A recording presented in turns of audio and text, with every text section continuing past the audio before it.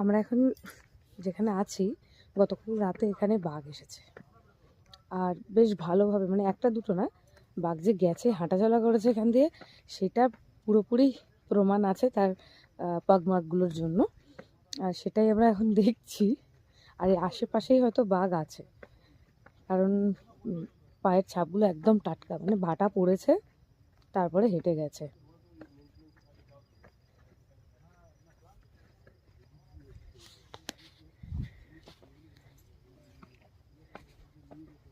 বাদিকটা দেখো, এই দেখো টানা হেঁটে গেছে।